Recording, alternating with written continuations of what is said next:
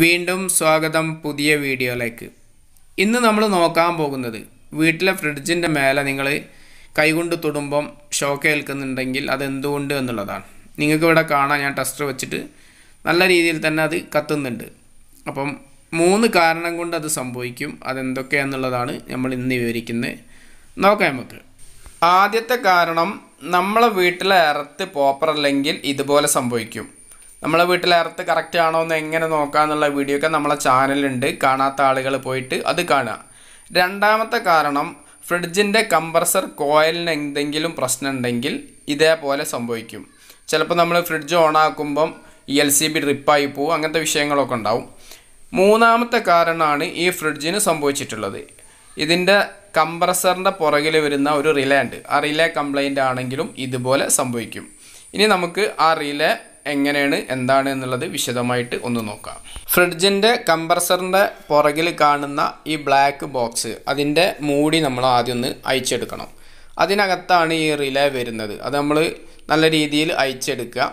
ഈ റിലേ ആണ് കംപ്ലൈൻ്റ് ആയിട്ടുള്ളത്. നിങ്ങളെ കാണുന്ന വൈറ്റ് കളറിൽ കാണുന്ന ആ റിലേ ആണ് കംപ്ലൈൻ്റ് ആയിട്ടുള്ളത്. അത് ഞാൻ അയച്ചെടുത്തിട്ടുണ്ട്.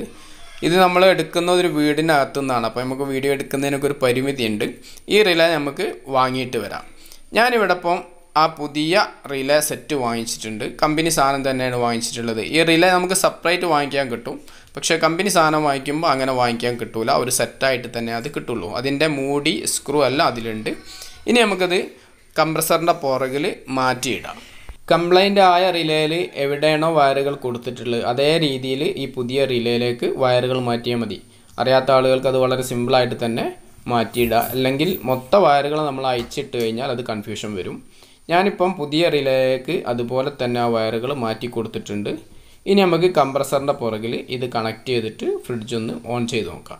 സ്വിച്ച് ഞാനിവിടെ ഓൺ ചെയ്ത് കൊടുത്തിട്ടുണ്ട്. ജസ്റ്റ് ഫ്രിഡ്ജ് ഒന്ന് നമുക്ക് തുറന്ന് നോക്കാം. ഉള്ളിൽ ലൈറ്റ് കത്തുന്നുണ്ട്. ഇനി നമുക്ക് ജസ്റ്റ് ഒന്ന് ടെസ്റ്റർ വെച്ച് നോക്കാം. ഞാൻ ടെസ്റ്റർ വെച്ച് നോക്കി. ഇപ്പോൾ ആ വിഷയമില്ല.